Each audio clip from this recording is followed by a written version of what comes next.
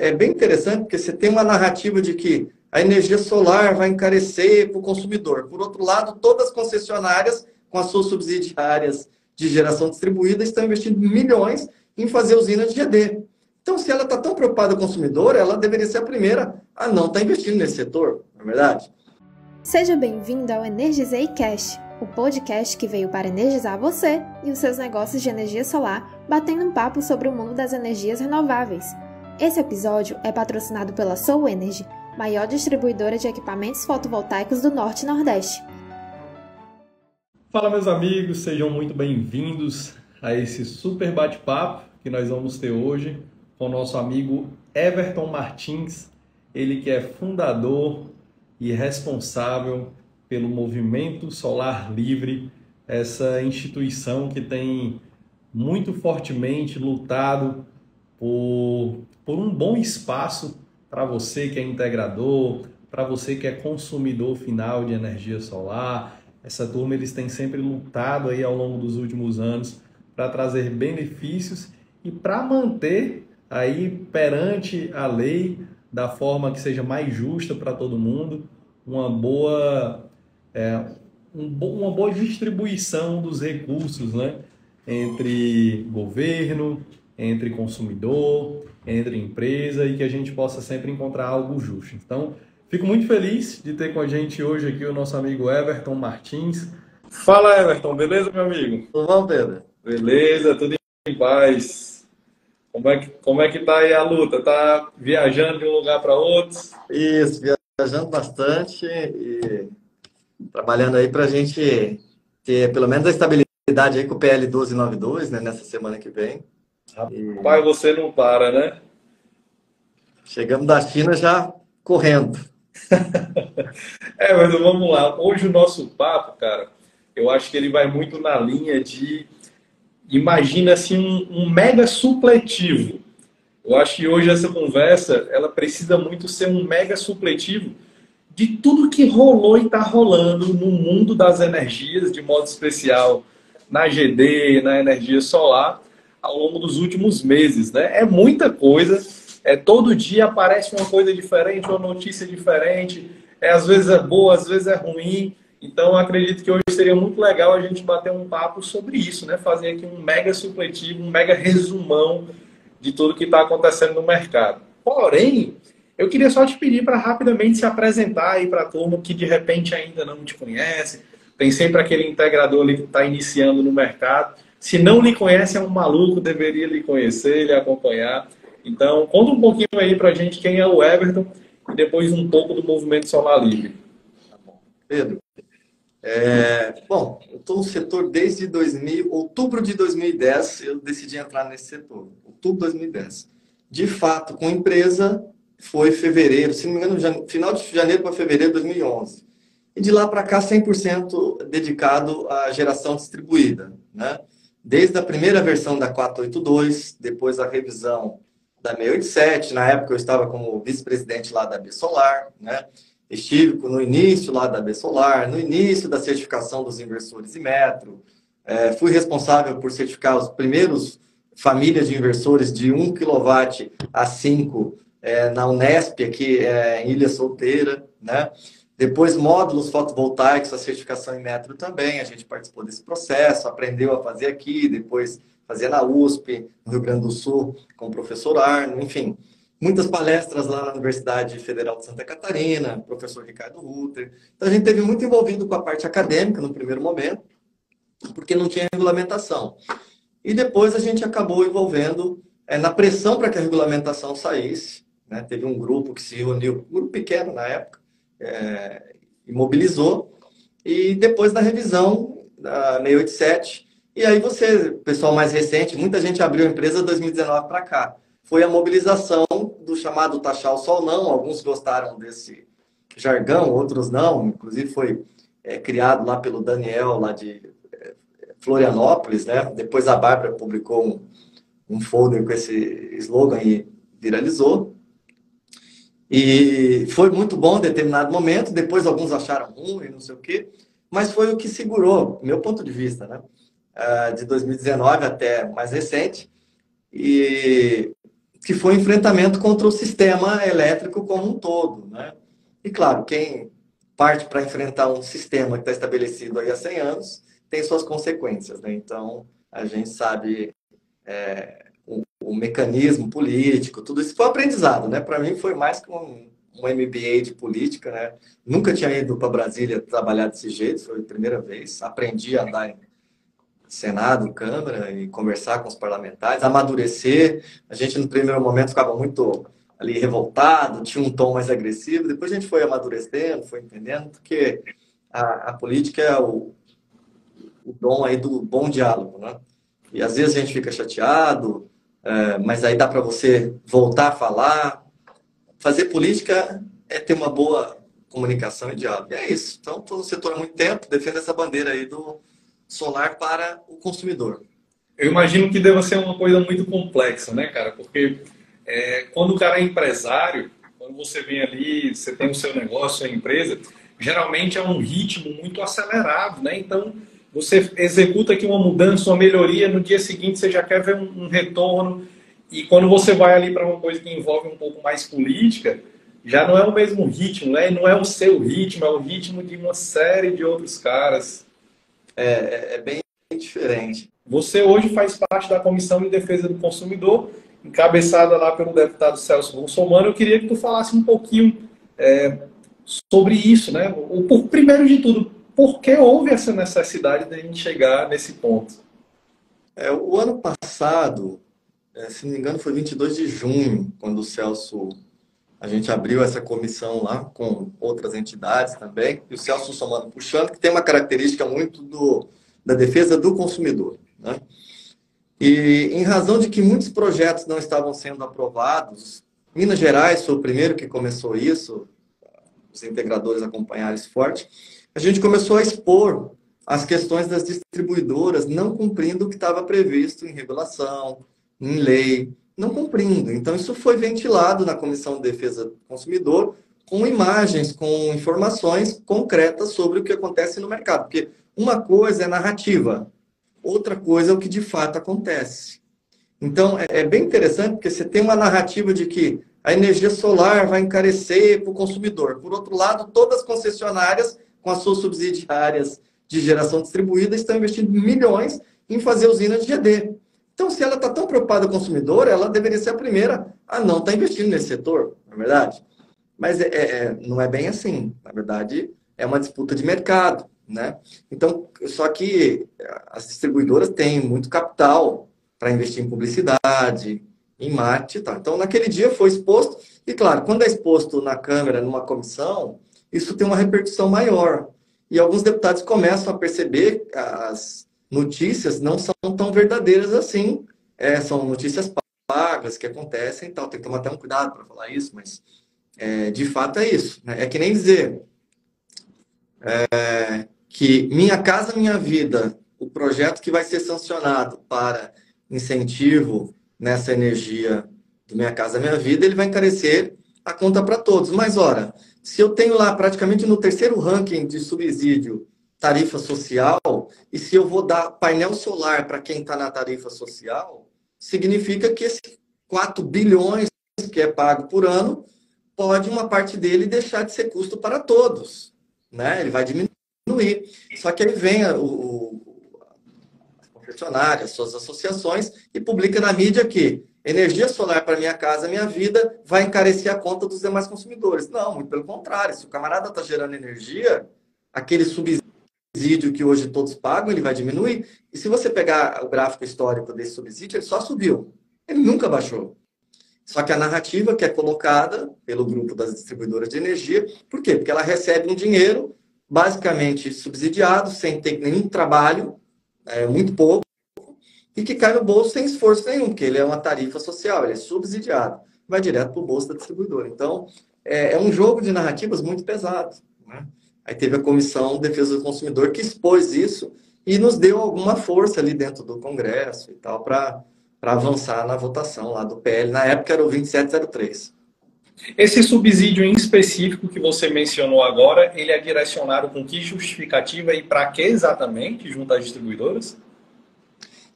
Você tem na conta de luz além da tarifa de energia, alguns subsídios setoriais. Por exemplo, para irrigante, então você tem uma energia mais barata para a agricultura, mas tem um alimento mais barato na ponta. Então, existe um mecanismo estrutural, não é só no Brasil, isso no mundo inteiro, que usa a conta de energia para viabilizar algumas operações aí.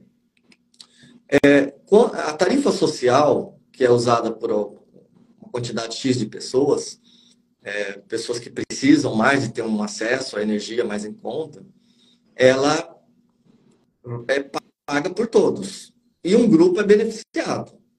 Aí, a Revolução Solar, através do projeto social nas favelas, no Rio de Janeiro, você deve estar acompanhando, eles provaram por A mais B, e eu fiz um primeiro projeto em favela, junto com o Greenpeace, lá em 2013, no Vila Isabel, no Rio de Janeiro. É um centro comunitário, que tinha lá uma conta de R$ 4.000, tem alunos que fazem cursos, é uma escola. Então, vamos pegar esse caso concreto, vamos para o concreto. Lá, quando a tarifa veio para R$ 100, tarifa mínima, significava que aquele subsídio de tarifa social, por exemplo, né, que lá era uma escola, né? Mas as pessoas que moravam naquela comunidade, que a conta é paga uma parte pelo governo, que não é o governo não tem dinheiro, o governo não produz dinheiro. A sociedade que paga na sua conta de luz, uma parte que vai para atender aquela pessoa mais humilde lá na casa dela. E uma daquelas várias nomenclaturas dentro da tarifa de energia, uma delas é referente a esse ponto, né, por exemplo? É referente a isso. Então, tem um ranking lá de coisas. Então, tem lá, subsídio do carvão. Tem lá, subsídio do carvão, e ninguém se preocupa com isso.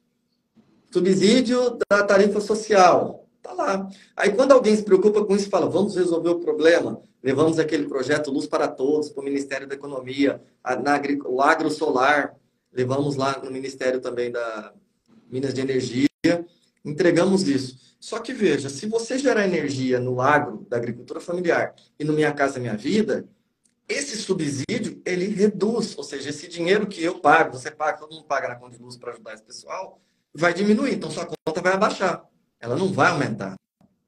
Mas esse subsídio é uma receita direta para as distribuidoras de energia.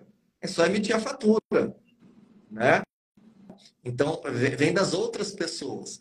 E eles não querem isso. Não querem. Agora, existe uma transparência, Everton, em relação a tudo que foi subsidiado, né? Então, por exemplo, digamos que lá dentro da tarifa de energia existe uma parcelinha lá que é para subsidiar esse benefício da conta ser mais barata para baixa renda, por exemplo, né?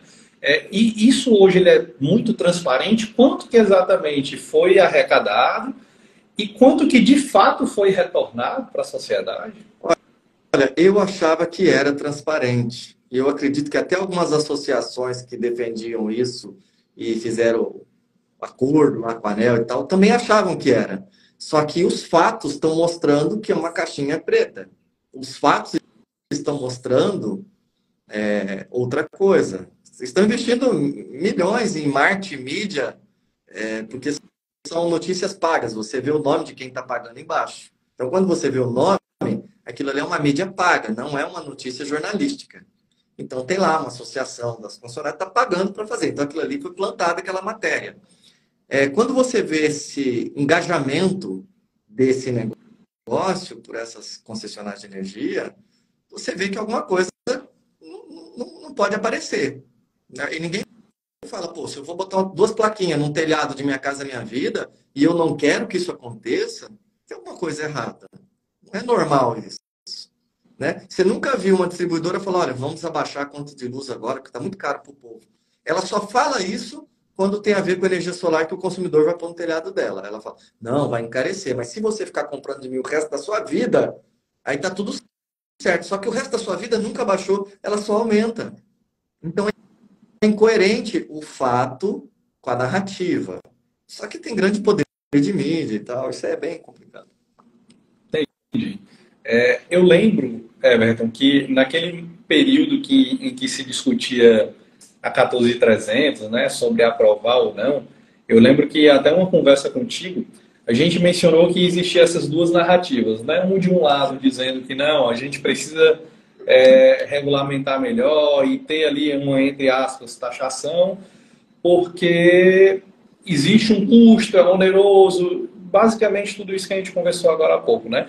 Mas, por outro lado, existia uma movimentação provando o contrário, né? Eu lembro que você até mencionou que algum colega de mercado, junto com uma série de outras pessoas, fizeram praticamente uma bíblia provando que não é bem assim, que a conta precisa ser feita de uma outra forma e tudo mais. Hoje, como que está o equilíbrio dessa discussão, né?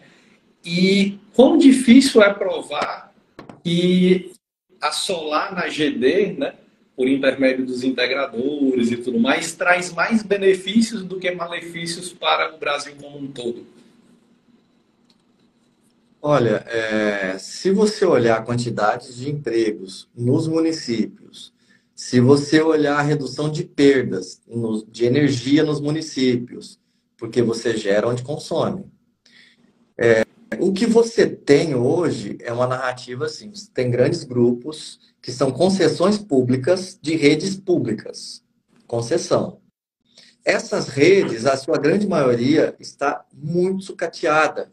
Então, qual que é a estratégia desses grupos? Eu vou usar o máximo que der, vou investir o mínimo que der, vou extrair o máximo, e muitos deles já entraram e saíram do Brasil, já entraram, entregaram, venderam redes por R$ 1. Então, assim, existem os fatos, existe a narrativa, né? Então, por exemplo, a distribuidora hoje, ela está cancelando projetos dizendo que é fluxo reverso de energia. Você tem o caso aqui da Energisa que cancelou 4.000 parecer de acesso, que é ilegal isso que ela fez, nem na lei, nem na 1059, já comunicado pela ANEEL num documento que foi para a CEMIG, semelhante, dizendo que não pode recusar e não pode cancelar algo que está estabelecido no ano passado. E se for nesse ano, após a 1059, ela tem que dar 3 alternativas de conexão para o usuário. E meramente ele mandou uma carta numa sexta, sábado, domingo, cancelando 4.000 pareceres. Foi notícia na Folha de São Paulo e no Estadão. Então, quando a concessionária faz isso, significa que para ela, lei, resolução, não serve para nada. Ela manda, quebra quem tem que quebrar e depois vamos ver o que acontece. Por outro lado, a sua subsidiária que faz usinas fotovoltaicas está em pleno vapor construindo sem parar. Inclusive ao lado de lugares que ela cancelou o parecer de empreendedores. Detalhe, empreendedores que fizeram financiamento em Banco do Brasil. Diretoria do Banco do Brasil não acordou para isso ainda, mas tem um risco de inadimplência absurdo, porque as pessoas financiaram, instalaram, e a concessionária tinha obrigação de ligar, não cumpriu o prazo, não mandou o contrato de CUSD, que chama, mesmo o consumidor cobrando, e cancelou. O projeto foi aprovado. Agora, qual a premissa para o Sicredi, para o Banco do Brasil, para todo mundo liberar o financiamento com segurança?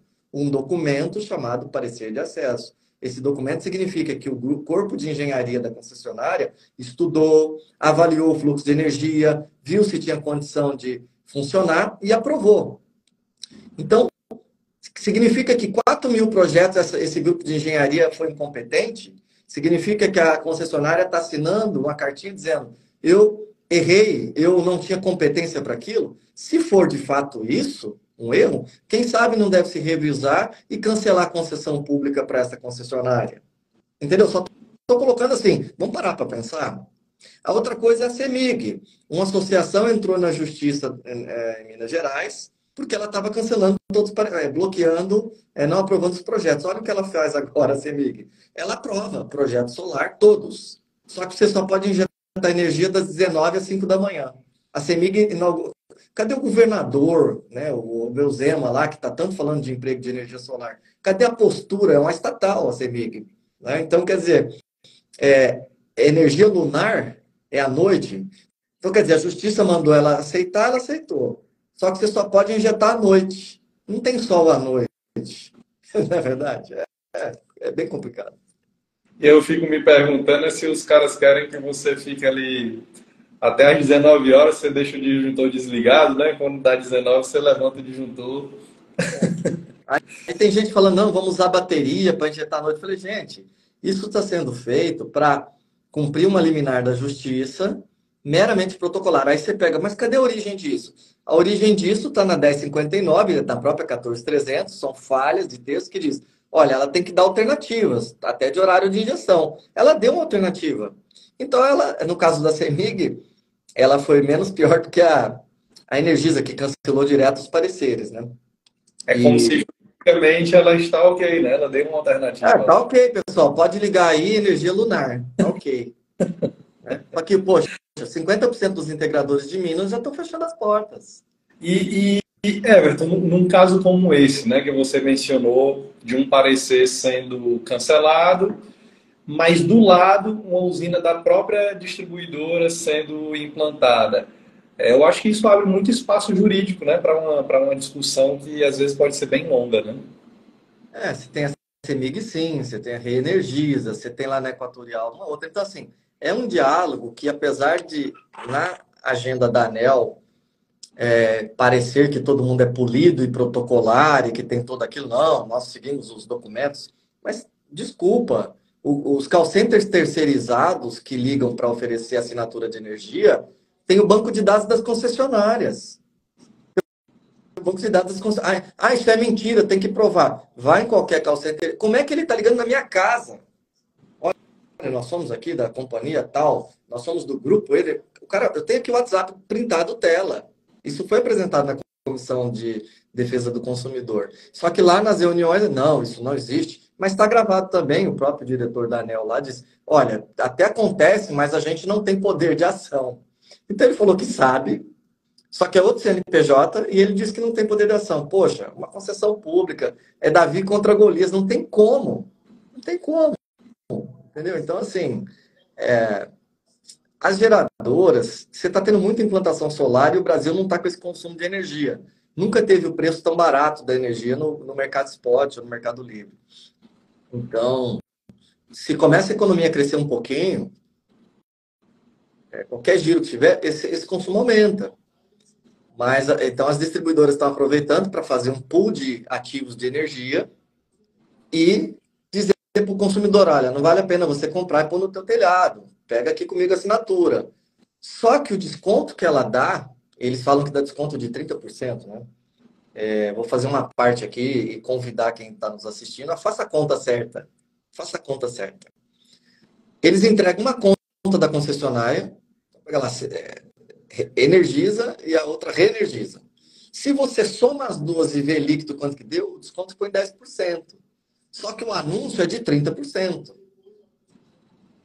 Então é melhor você comprar de um grupo que oferece assinatura de energia que não é da concessionária, que existem outros grupos. Né? Você tem aí o grupo Tangisa, que faz isso, por exemplo. Então, ali tem uma assinatura de energia, de fato, com desconto verdadeiro. Lá está dizendo, é 18%, é 18% mesmo. Já o que vem da distribuidora é tão interessante você comparar as contas, porque eu tenho esse processo aqui para olhar e fazer até para poder criar as defesas e mostrar na Comissão de Defesa do Consumidor a conta. Porque se eu falar alguma coisa e não mostrar, eu estou incorrendo aí em fake news. Então, não posso. E eu estou dando suporte para os deputados. Eu tenho que fazer a coisa certa. E a gente mostra a conta. Então, quando se mostra isso, você vê que até o anúncio desses grupos, não corresponde com, de fato, que é entregue para o consumidor. Ô, Everton, inclusive, até aproveitar esse ponto que você falou, né? Quem está nos assistindo agora poderá assistir ou ouvir um podcast com o nosso amigo Davi da Sani. O Davi, ele é especialista em energia por assinatura e nós fizemos um papo, basicamente resumindo tudo que você precisa saber para entender esse mundo de assinaturas. Quem é que produz? Quem é que compra? Como é feito? De onde que vem? Para onde que vai crédito? Então, para você que é investidor, consumidor final, depois escuta ou assiste esse episódio, que eu acho que vai ficar muito claro lá para você que ainda não entende o mundo da energia por assinatura. Everton, só para a gente ser fiel ao tema do nosso papo, eu queria eu não sei se você vai conseguir fazer isso de forma cronológica, mas eu queria que a gente resumisse os principais acontecimentos que ocorreram, basicamente até agora em 2023, né? Considerando que o ápice de tudo começou lá na virada do ano com a 14.300 entrando em prática, né? E aí, de lá para cá, o que é que aconteceu? Projetos de leis que apareceram, absurdos que, de repente, você viu aí no caminho. Eu queria que a gente fizesse uma breve retrospectiva e ao mesmo tempo a gente fosse comentando cada um desses episódios importantes que já aconteceram nesse ano. Tá. Desde 2019? Não, já considerando o ano de 2023 pós 14.300. Ah, tá. Bom, na virada de 22 para 23, houve um engajamento para o PL 2703, que dizia: vamos prorrogar por 6, era 12 meses o texto original, e depois ficou com 6 meses lá no Senado.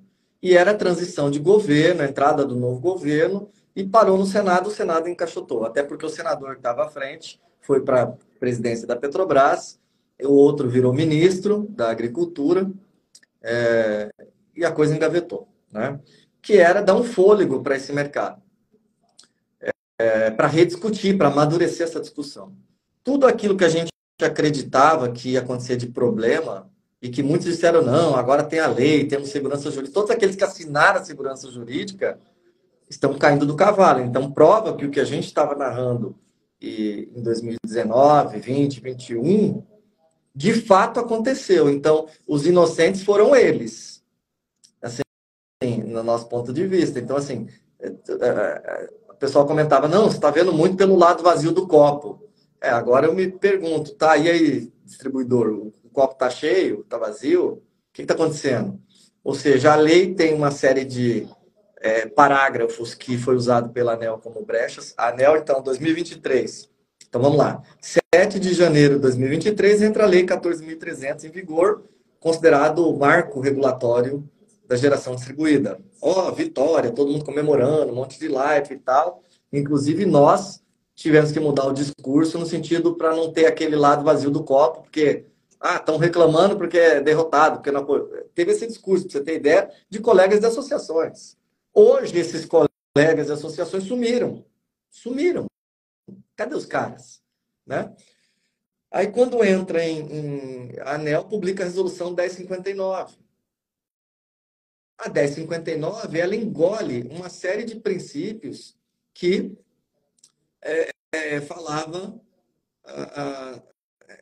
que chamava espírito da lei, a 14.300. Então, ela vem e coloca TUS de demanda para residência, não estava no texto. Depois ela coloca que o optante B, setor de hotelaria, por exemplo, está tendo maior problema, prejuízo. Não pode enviar nem receber, só pode o que ele gerar ali, senão ele deixa de ser optante B. Aí ele tem que contratar demanda carga, que é caríssima. Agora o hotel está 10 anos como optante B, do nada ele tem que ser castigado porque ele tem geração distribuída. Castigado, isso aí é um castigo. Né? Engraçado que, ao meu ver, não existe uma justificativa plausível para isso, né? Não, tanto é que lá no Mato Grosso, o deputado Faisal Calil, com outras pessoas lá, mobilizaram e conseguiram a liminar nesse sentido de que não tem respaldo para isso, nem na lei, e a resolução está abaixo de lei. Né? Então, aí vem a proposta do PL 1292, que é desenhar os parágrafos que a ANEEL bypassou através de uma resolução. Né? E aí teve a Comissão de Minas de Energia, tem um mês mais ou menos, onde a gente apresentou que não está se rediscutindo no PL 1292 incentivos, nova lei, não tem nada de nova lei, a mídia está falando isso, não tem nada de nova lei. É meramente pegar os parágrafos que estão na 14.300 e colocar mais ponto e mais vírgula para a ANEEL não ter como ser criativa. Agora, a ANEEL vai passar ao Congresso Nacional, pensa no poder desses caras, né, do diretor lá, o Elvio Guerra. Né, quer dizer, faz sentido. Então, aí você tem a entrada de outros mercados, como gás, Mercado Livre, não sei o quê, e sobra a GD, que é da mão do consumidor para ter uma certa independência, era a única forma, ela vai sendo enterrada. Então, de todas as formas, você vai ter que virar dependente de alguém. Porque poderiam cobrar o custo de rede. Quanto custa a rede? Vamos auditar isso aqui, como o Celso Somano disse. Vamos fazer uma auditoria? Vamos identificar quanto que é de perdas de fato? Isso é auditado? Ora, como que é auditado?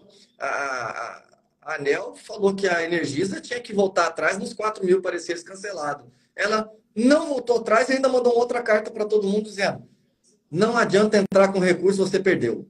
Cara, o cara financiou desde projeto de 50 mil ao projeto de 3 milhões. A parcela começou a chegar. A usina está instalada. E a concessionária manda: eu estava brincando de engenharia, brincando de área técnica, e agora eu aprovei, mas é mentirinha, é brincadeira. Pô, isso é irresponsabilidade com a sociedade, com a economia, com o direito civil, com a Constituição.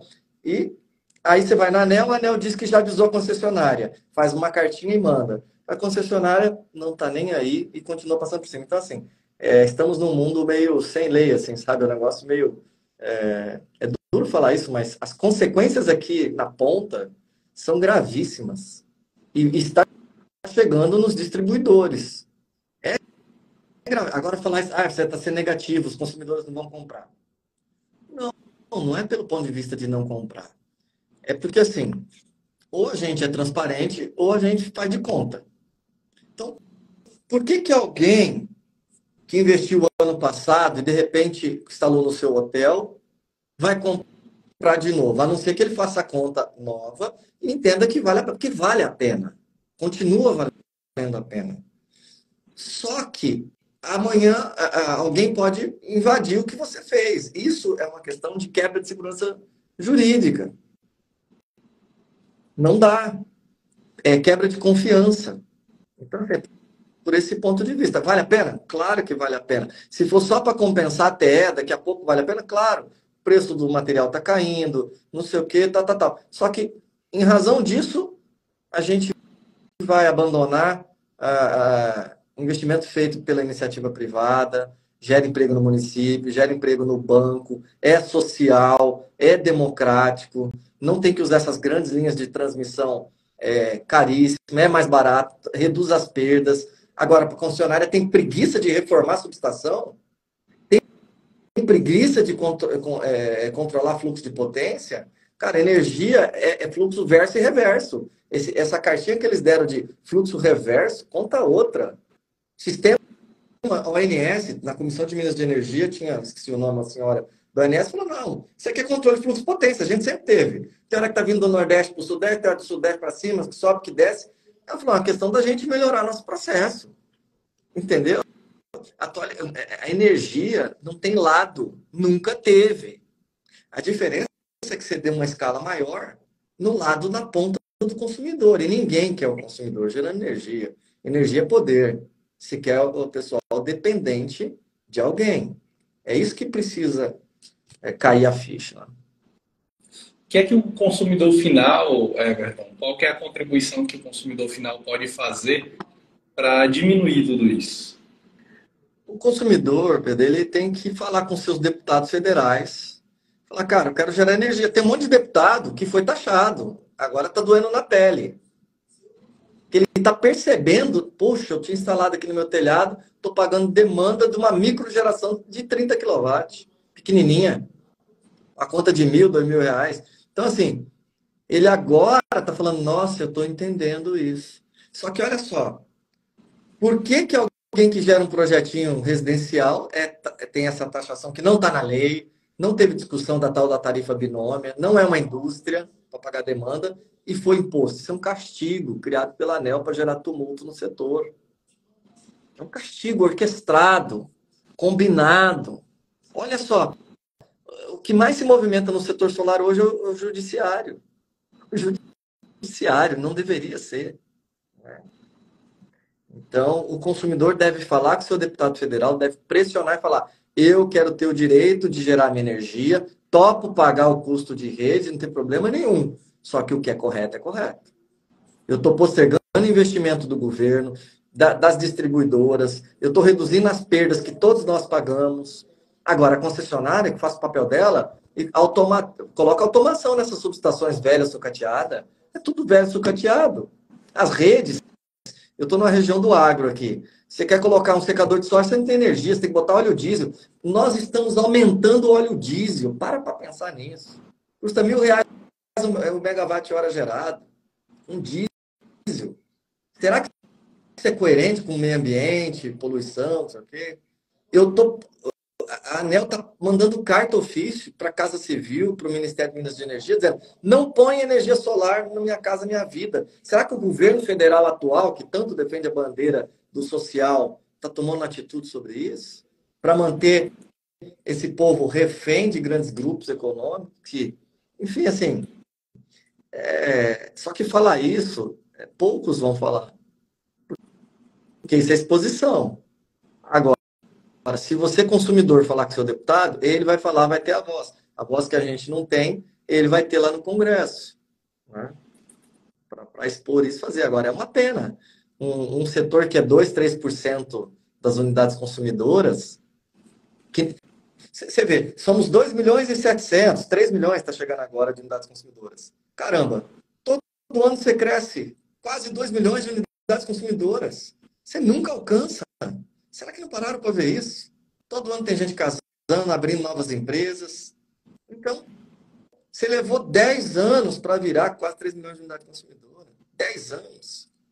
E o outro aqui está crescendo 1,5 milhão, 2 por ano. De gente que... Então, assim, não faz sentido isso que fizeram pela ANEEL. A gente espera que o Congresso viabilize o PL 1292, pelo menos para acalmar quem já estava instalado. Eu não sei até que ponto você poderia responder isso, né? Mas principalmente pelo fato do que você falou em relação a tudo que você falar, tem que ter provas e tudo mais, né? Por uma questão de posicionamento junto à frente do direito do consumidor. Mas se tu pudesse, Everton, fazer assim um raio-x real do setor elétrico barra, trazendo aqui um pouquinho mais para a gente da solar, né? Mas tu pudesse fazer aqui um raio-x real entre legislação, política, setor elétrico, agência de regulação. O que é que na prática cada um desses representantes estão fazendo hoje, né? E quanto que isso pode impactar ou não o setor de energia solar? Olha,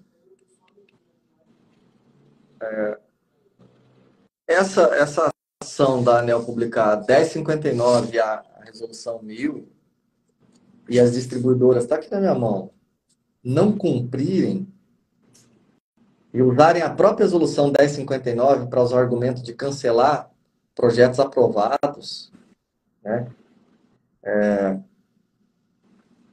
E não dar alternativa para o usuário conectar, que é o caso lá de Minas Gerais e outros, ou simplesmente cancelarem, né? E aqui está claro, diz que é conexão nova, tem que dar 3 alternativas, não que a antiga, que já estava aprovada, pode cancelar, né? E aí aqui diz que distribuição que implica a inversão do fluxo de potência no posto de transformação da distribuidora, a distribuidora deve realizar estudos, identificar opções viáveis que eliminem tal inversão. Ela deve realizar estudos, está escrito aqui, ó. Ela não, ela só dá uma cartinha e cancela. Então, ou então ela dá um orçamento de, assim, 50 milhões para ligar uma casa, um projeto de 20 mil. Né? Então, quando você vê isso acontecendo, honestamente,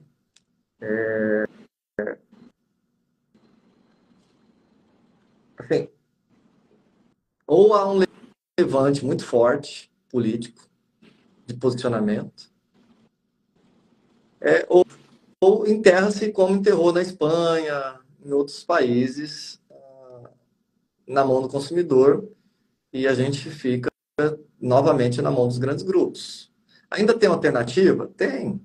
Você pode fazer autoprodução, você pode ter bateria. Né? Eu acabei de chegar da China, lá tudo tem bateria agora. Tudo tem bateria. O preço vai cair da bateria? Vai cair o preço da bateria, isso vai acontecer e tal. Né? Mas, assim, muitos estão falando que tem que se profissionalizar, tem que se atualizar, tem que não sei o quê. Sim, tem que se atualizar. Tem que aprender o que é autoprodução, tem que aprender o que é outras coisas. Isso é verdade. Agora, o tamanho desse mercado da monointegradora, ele ficou bem reduzido. Isso é um fato. A gente não pode negar que tem empresas mandando embora 40, 50, 60 pessoas. Na ilusão de que não, vou vender curso, porque... Não, cara, mandou embora 50 caras.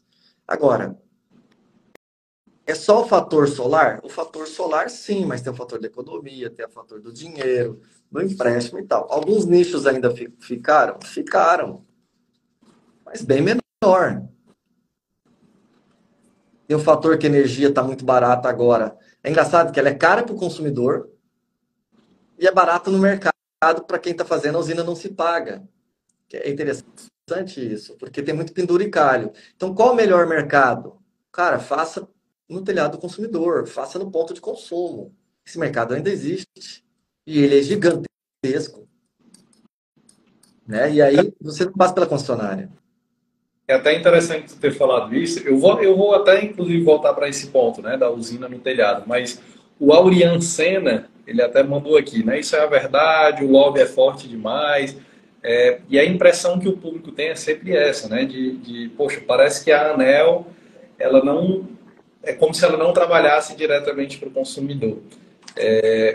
E eu vejo muitas vezes você batendo muito nesse ponto, né?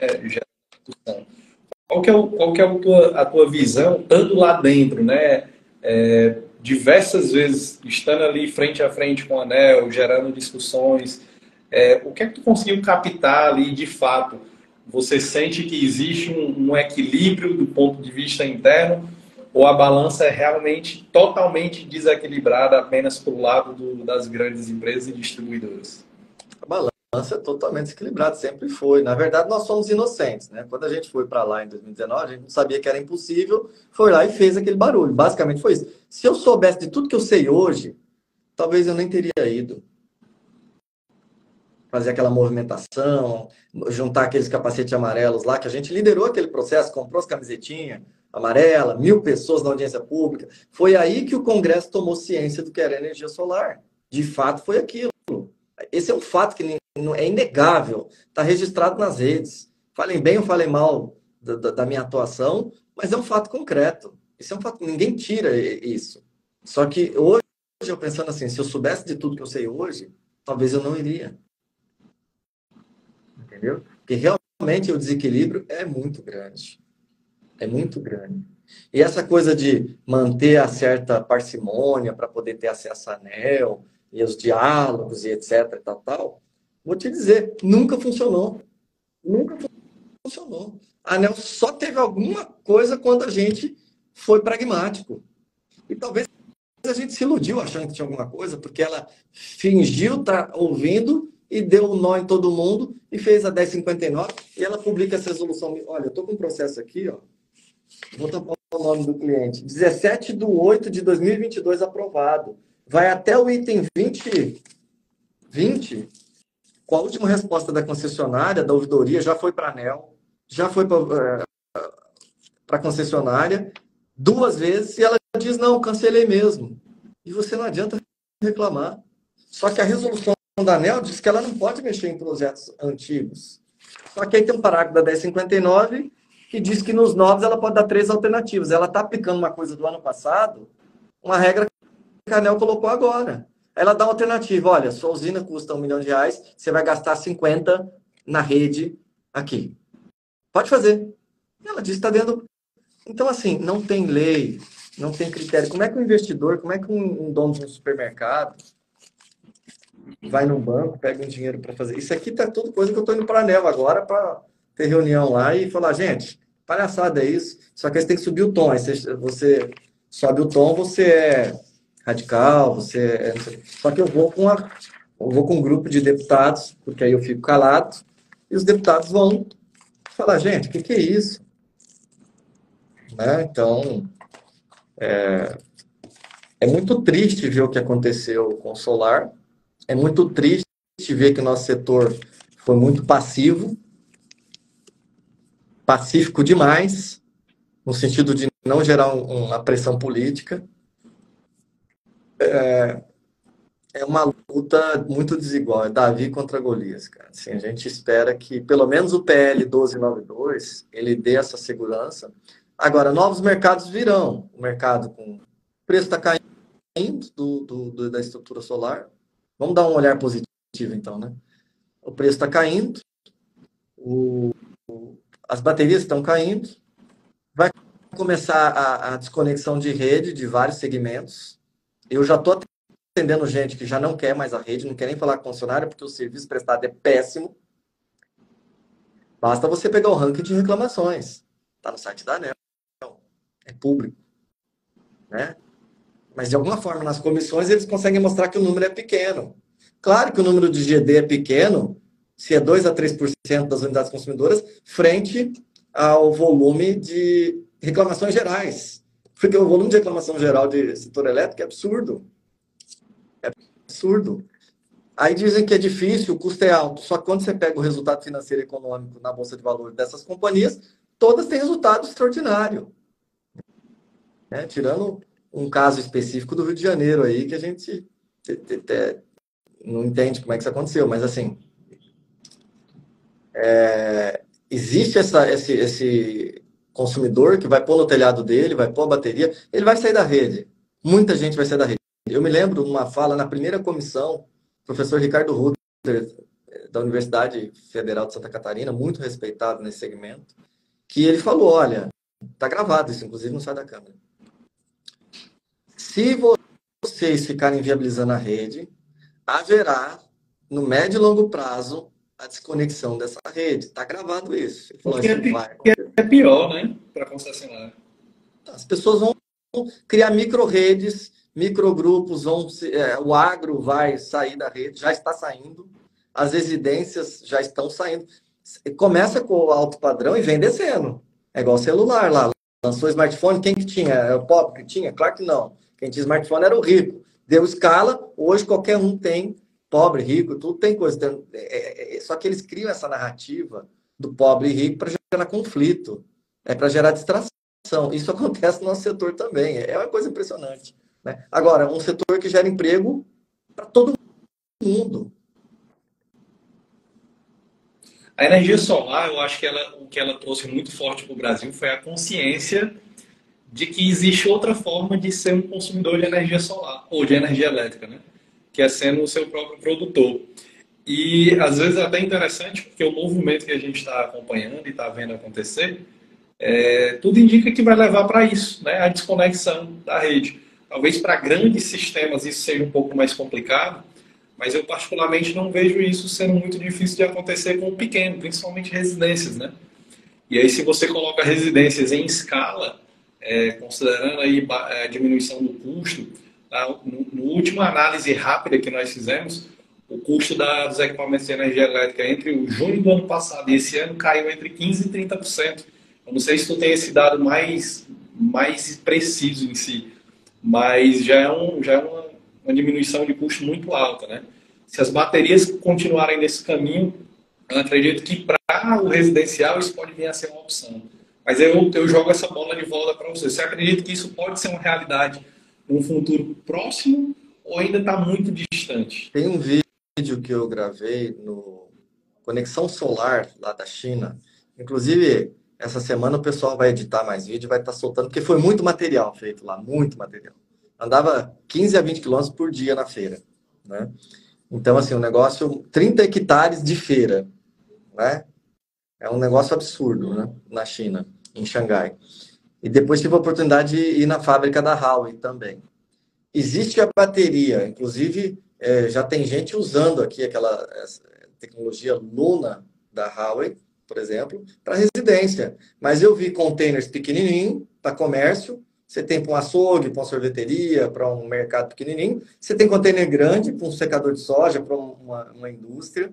E que está funcionando muito bem. Então, lá na China eu vi isso funcionando, assim, e o espaço pequeno que ocupa com grande potência de armazenamento. Isso vai chegar aqui. A rede está ficando inviável, as pessoas vão começar a fazer isso. E está ficando inviável não pelo custo, que as pessoas estão dispostas a pagar, mas porque a qualidade da entrega é muito ruim. Aquilo que eu falei no começo aqui do nosso bate-papo. Eles não querem investir em automação, controle nessa rede cair. Eles querem sugar até a última gota, gerar maior receita para os acionistas. Agora, criar suas subsidiárias gerando energia também nessa rede sucateada e mandar ver. Na verdade, a concessionária ela sabe o ponto que, se ela botar a geração, melhora até o índice de perda da rede dela, melhora a rede em determinados pontos. Ela tem esse controle. Então, só que as pessoas querem se libertar na questão energética. E depois que descobriu o painel fotovoltaico, o preço cada vez ficando mais acessível, as pessoas vão fazer isso. Então, eu vejo que isso não tem volta, tá? É uma questão... veja a questão da guerra da Ucrânia. A Alemanha, eu vou na Intersolar lá na Alemanha desde 2011, foi a primeira que eu fui, 11, Era muito gigante, aquilo tudo. Depois caiu um pouco, né? Caiu. Quando veio agora, o ano passado, a feira estava gigante. E o que tinha muito na feira? Bateria. Muita bateria.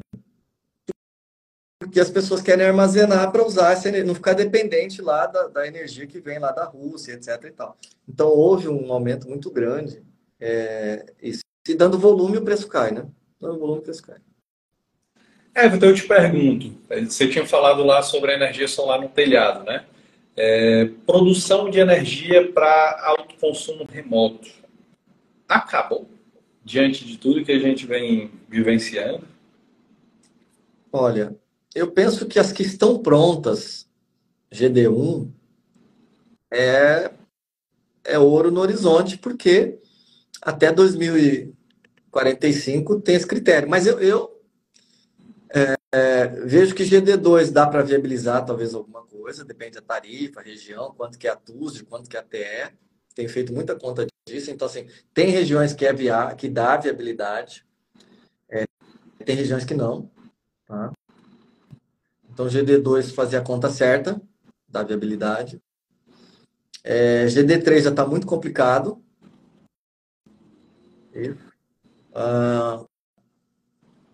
Tem muita gente apostando no milagre do Mercado Livre, mas Mercado Livre ele tem contrato, tem prazo, tem controle, pode ser uma opção para alguns segmentos, sim, sem ter que investir, redução de custo, né? Mas lembrando, você tem 50% de desconto na TUSD, só que na GD você tem 100% de desconto se for GD1. A conta é outra. Você tem compensação do ICMS, se for autoconsumo remoto, se for fora de consórcio, ponto a ponto. Também depende do estado. No Paraná não tem mais a questão do ICMS. Então, você tem que olhar o local e jogar na planilha de investimento. E vai ter o resultado que pode dar certo ou não. Que é para todo mundo? Não, não é. Então, você tem por nicho, por segmento, por região, por questão tributária. Você tem N fatores para fazer essa conta certa. Mas ainda fica viável. A GD3 tem muita dúvida ainda.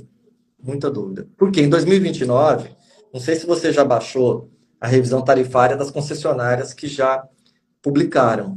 Mas a própria TE, que é a tarifa de energia, na composição tarifária, vai ser mordido um pedaço dela também para o custo de rede. Então, nem a própria TE não vai compensar 100%. Isso já está publicado. Ninguém está falando disso. Então, quer dizer, mais uma coisa para tirar o incentivo do consumidor gerar. Mas, por outro lado, se você tem uma queda brusca de preço dos materiais, isso é um ajuste fino, viu, Pedro? Você tem que estar equilibrando aqui, falar, cara, eu tô pelo preço aqui, então mesmo eu compensando só até, sei lá, 90%, cara, pelo valor que está o material hoje, em 2029, vale a pena, por exemplo.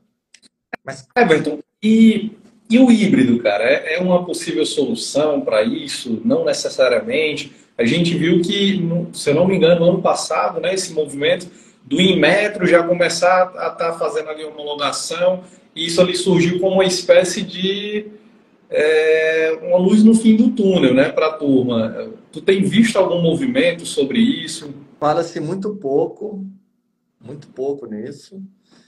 Uma barreira que foi colocada é a proibição dos veículos poderem injetar na rede. Isso já foi uma besteira que fizeram aqui.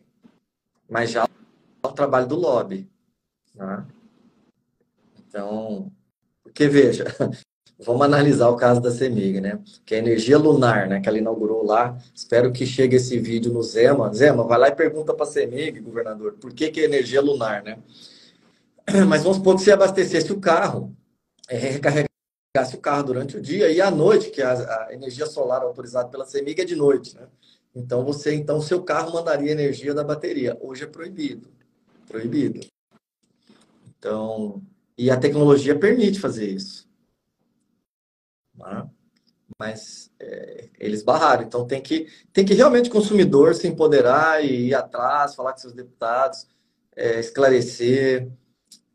Quanto mais deputados, senadores instalam, começam a perceber como funciona, isso ajuda mais ainda, já ajudou muito, porque quando começou esse embate em 2019, a maioria não tinha nem consciência do que era isso. Inclusive, eu acho que a melhor forma da gente educar o político é vendendo energia solar para o político, né? Exatamente. Ele vai sentir na própria pele, ele vai entender o que é que está acontecendo de fato. Como funciona. Mas teve algum ponto importante que de repente a gente esqueceu de tocar, né, desses últimos movimentos, desses últimos fatos que estão rolando na energia solar? Cara, um recado que eu dou para o consumidor, e para o integrador, assim, é uma visão, né? Para o consumidor, assim, energia solar é o caminho, energia limpa é o caminho. As fontes poluentes, elas vão cair mesmo, isso é uma tendência global, né? Em qualquer país do mundo isso vai acontecer. Você gerar no telhado da tua casa, você evita uma série de coisas. Você está economizando impostos, você está ajudando o meio ambiente, você está ajudando o teu bolso. E está muito viável ainda, principalmente o autoconsumo, no comércio. Que gera e o sol gerou, já consumiu. Ou seja, nem passou pela tal da rede. Né? E no futuro próximo, você vai pôr uma bateria no mesmo sistema, sem perder nada, e talvez você até desconecte da rede. Talvez. Né? Ou vai usar ela como backup, só quando precisar. Então, isso pela ótica do consumidor. Pela ótica do integrador, se qualifique nesses mercados, né? Vai ter que enxugar agora, vai ter que buscar jeito de ofertar e etc. Mas, claro, não é aquele big mercado que foi no ano passado. É aquele mercado que vinha num crescimento abundante. Ele ficou um mercado para empresas maiores, inclusive tem maiores passando por dificuldade também, né? Existe isso. Mas aqueles que buscarem nichos determinados em suas regiões, eu acredito muito no trabalho local, municipal, do seu entorno, eles vão continuar fazendo bons negócios e crescendo, não daquele formato exponencial, mas de maneira mais gradativa. E eu diria assim, se não pode com eles, junte-se a eles em determinados pontos. Né? Cadastre-se no site da distribuidora e forneça serviços auxiliares para a distribuidora também. Porque, afinal de contas, ela precisa manter também isso. E se você tiver um cadastro lá, ela vai te chamar para fazer esse serviço. Então, é uma forma também de você não olhar como inimigo, mas ver nichos que você pode contribuir com a concessionária. Porque, assim, a gente está discutindo em Brasília, é um ponto de vista, mas aqui no mercado, é mercado. Você tem que... O concessionário também precisa da prestação de serviço. No dia a dia ali, você tem que estar na luta pela sobrevivência, né? Inclusive, uma excelente dica essa aí que você deu, para quem está lá na ponta, muitas vezes, não simplesmente, às vezes, desistir, né? Porque a gente tem visto alguns colegas desistindo no mercado diante da dificuldade, né? Principalmente aquele cara pequeno ali que principalmente teve um baque muito forte no fluxo de caixa nesse primeiro semestre de 2023. Eu quero te fazer 2 agradecimentos. Primeiro, por ter reservado um tempinho aí na sua agenda, né, para encaixar esse papo hoje. Eu acho que foi muito proveitoso. E segundo, mais uma vez, te agradecer por estar sempre encabeçando aí essa luta, né, pelo mercado, tanto pelo distribuidor, mas eu acho que pelo integrador, mas eu acho que principalmente pelo próprio consumidor final, né? Eu acredito que muito do que você tem feito, do que boa parte da turma tem feito, de modo especial o Movimento Solar Livre, o maior beneficiado é sempre o consumidor final. Afinal, estamos num dos países com a maior conta de energia elétrica do planeta Terra, o que eu acho um absurdo diante de tantos fatores climáticos ao nosso favor, enfim, de tudo que está ao nosso favor. É muito triste isso.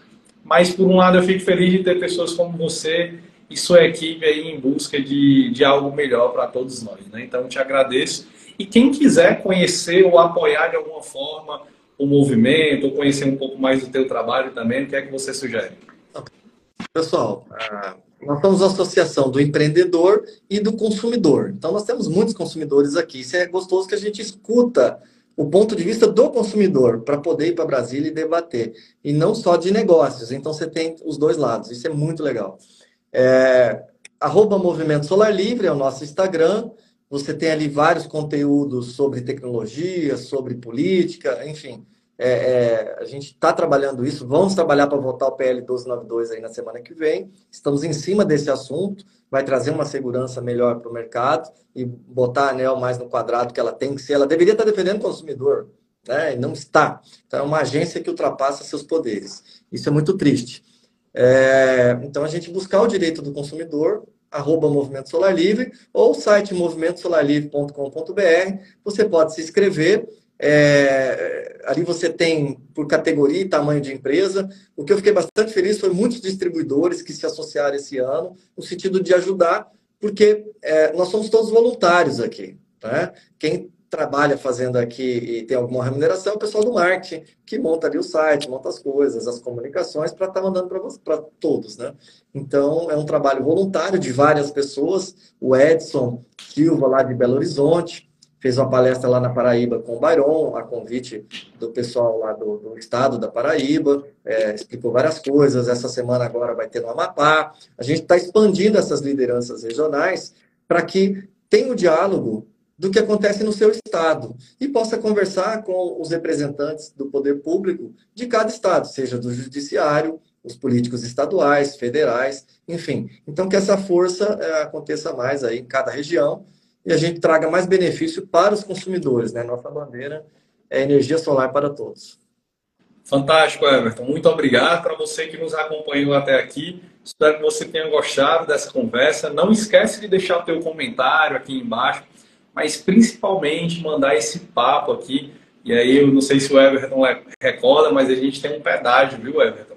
Essa conversa aqui, ela parece que é gratuita, mas ela não é. A gente cobra aqui o nosso ouvinte que ele compartilhe com pelo menos 2 grupos dele no WhatsApp. É assim que ele paga o movimento. Então, não deixa de mandar esse papo aqui para pelo menos 2 grupos teus ou 2 amigos teus, porque essa mensagem ela merece chegar longe para que tanto o consumidor como o integrador fique cada vez mais por dentro do que está acontecendo e saiba quem cobrar, como cobrar o melhor caminho. Grande abraço para você que nos acompanhou, Everton. Abraço para você também, sucesso. E eu espero que a gente se veja logo mais e com melhores notícias, né? Com certeza. Semana que vem, se Deus quiser, teremos notícias positivas para todo o setor. Show. Até mais. Tchau, tchau. Tchau, tchau.